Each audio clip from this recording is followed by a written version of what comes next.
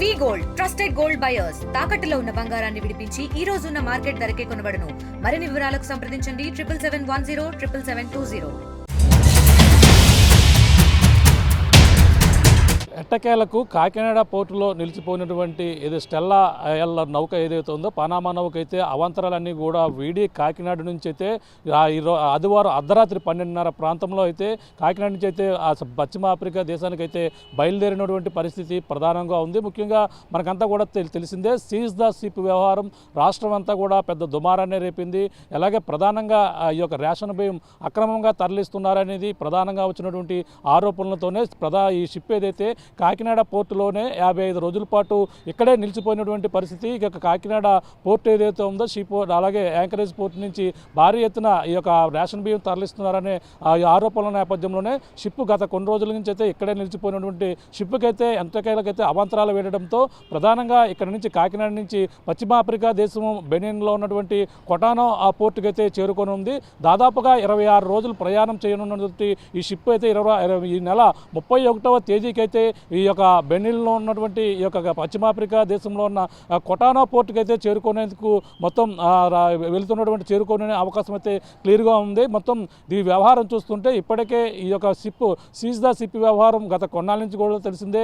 ఈ షిప్ ఏదైతే స్టెల్లా నౌక ఏదైతే ఉందో నవంబర్ 11వ తేదీన ఈ యొక్క కాకినాడ పోర్టుకి అయితే రావడం జరిగింది. అప్పటి నుంచి కూడా పోర్టులో ఈ యొక్క షిప్ ద్వారా రేషన్ బియ్యం అక్కడగా రవాణా అవుతుందని సమాచారం వచ్చిన నేపథ్యంలో జిల్లా కలెక్టర్ షాన్మోహన్ ఈ నవంబర్ 27వ తేదీన అక్కడికి వెళ్ళడం, అక్కడ అందులో ఉన్నటువంటి రేషన్ బియ్యం 640 కేజీల టన్నుల రేషన్ బియ్యం ఉందని ప్రధానంగా గుర్తించిన నేపథ్యంలోనే తర్వాత 29వ తేదీన ఏపీ ఉప ముఖ్యమంత్రి పవన్ కళ్యాణ్ వచ్చి ఈ యొక్క ప్రాంతాన్ని పరిశీలించి మొత్తం సీజ్ ద షిప్ అనేది కూడా సంచలనంగా మారింది.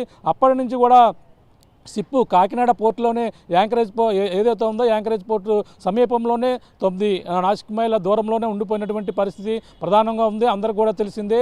అందులో ఇంకా మరింత రేషన్ బియ్యం ఉన్నాయి, దాన్ని పూర్తిగా తనిఖీ చేయాలని అలాగే జిల్లా అధికారులకి అయితే ఏపీ ఉప ముఖ్యమంత్రి ఆదేశాలు ఇవ్వడంతోనే షిప్ను సీజ్ చేసి అక్కడ ప్రధానంగా అక్కడే ఉన్నటువంటి అందులో మరింత తనిఖీలు చేసేందుకు ఒక బృందం వెళ్ళి అందులో పరిశీలించిన తర్వాత చూసుకుంటే 1340 టన్నుల పీడిఎస్ రైస్ ఉన్నట్టుగా గుర్తించి వాటిని ఒడ్డుకి తీసుకురావాలని ఆదేశాలు ఇచ్చారు. ఒడ్డుకి తీసుకుని వచ్చేందుకు దాదాపుగా వారం రోజులు సమయం పట్టింది. ఎందుకంటే వాతావరణం అనుకూలించకపోవడంతో స్టెల్లా నౌక నుంచి ఈ యొక్క రేషన్ బియ్యం ఏదైతే 1340 టన్నుల రేషన్ బియ్యం బయటికి తీసుకొచ్చేందుకు వారం రోజుల పాటు శ్రమించారు అధికారులతో పాటు.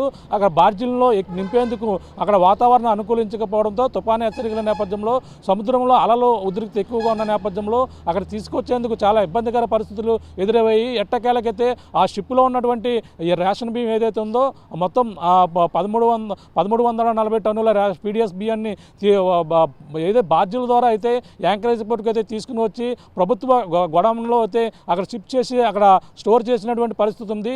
ఈ నేపథ్యంలో స్టెల్లా నౌకకైతే అవాంతరాలు వీడి అక్కడ ఉన్నటువంటి యాంకరేజ్ పోర్టులోనే ఇప్పటికే 55 రోజులు పైగా ఉండిపోయిన నేపథ్యంలోనే దానికి సంబంధించినటువంటి సుంకాన్ని ఈ యొక్క షిప్ అధికారులు అయితే ఈ యొక్క కాకినాడ పోర్టు అధికారులకి దాదాపుగా నెలకి 20 లక్షల చొప్పున మాట్లాడుకుని రావడం జరిగింది.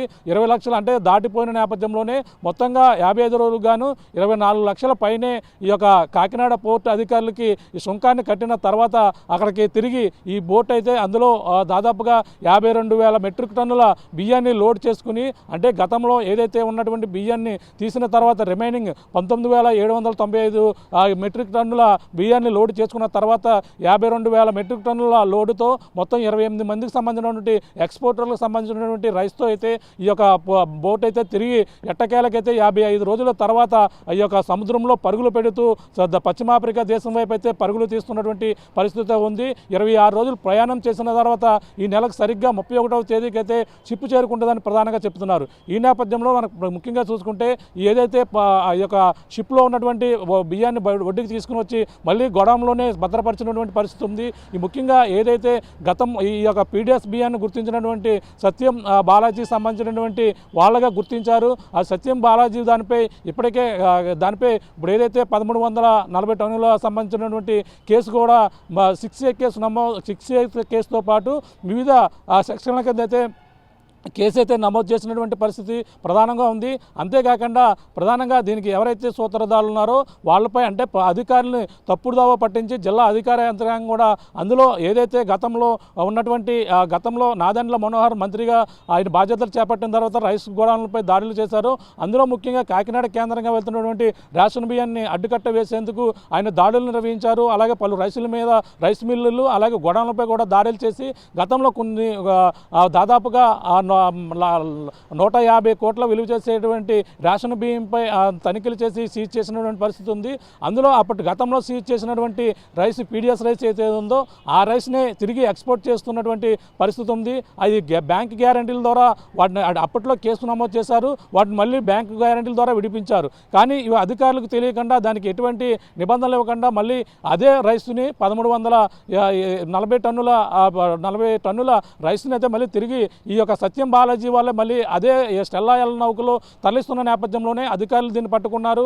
అధికారులు పట్టుకుని దీన్ని అయితే సీజ్ చేసినటువంటి పరిస్థితి గత కొన్నాళ్ళ నుంచి కూడా చూస్తాం. ఈ వ్యవహారం అయితే ఎట్టకేలకైతే ఈ యొక్క మొత్తం రాష్ట్ర వ్యాప్తంగా ఇదంతా కూడా సంచలనంగా మారింది.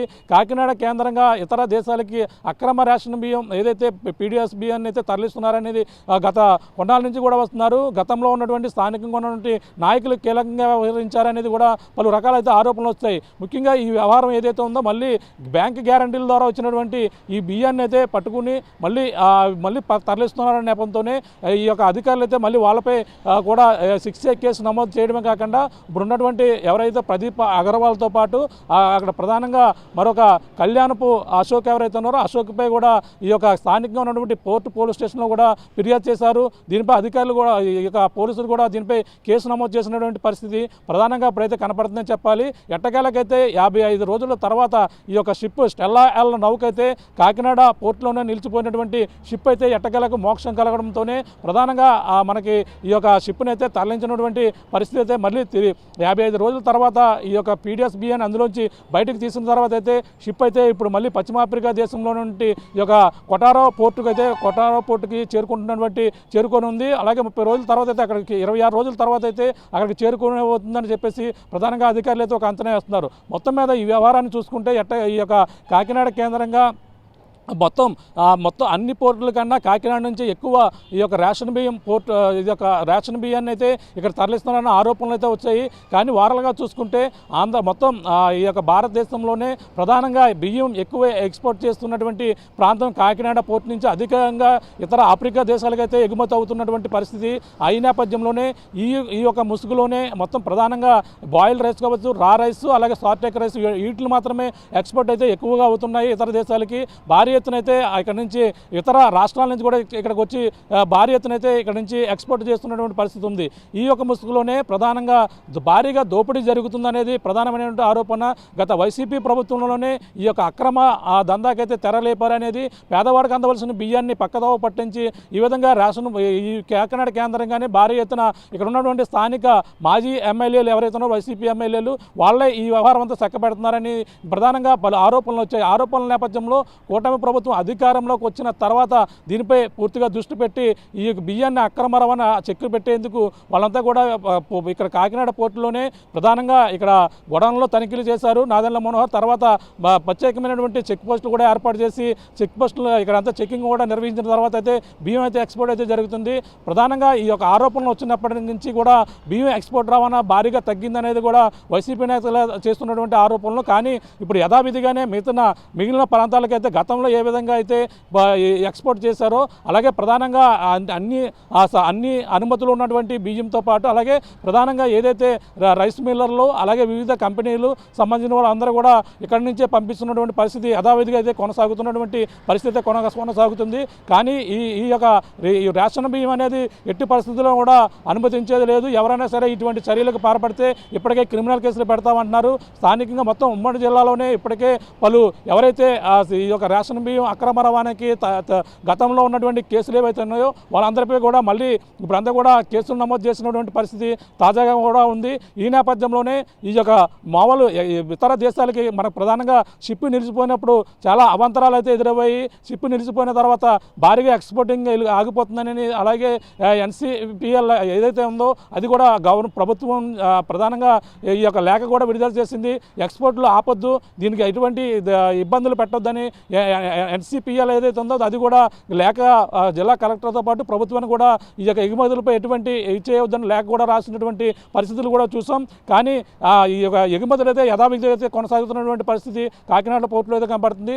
ఏది ఏమైనా ఎట్టకాలకు ఈ యొక్క కాకినాడ కేంద్రంగా ఈ యొక్క రిలీజ్ ద షిప్ కావడంతోనే షిప్ అయితే పశ్చిమ ఆఫ్రికా దేశం వైపు అయితే పరుగులు పడుతున్నటువంటి పరిస్థితి. ఎట్టకేలకు ఈ యొక్క సీజ్ ద షిప్ వ్యవహారం అయితే ఇప్పుడు ప్రస్తుతం అయితే ముగిసిందని మనకు ప్రధానంగా చెప్పాలి. ఎందుకంటే అందులో నుండి PDS బియ్యం తీసిన తర్వాత అక్కడ కట్టవలసిన సుంకంతో పాటు మనకు ప్రధానంగా ఈ యొక్క 28 మంది ఎగుమతులు చేసే వాళ్ళు ఎవరైతే ఉన్నారో వాళ్ళందరూ కూడా గతంలో కూడా కోర్టును ఆశ్రయించారు.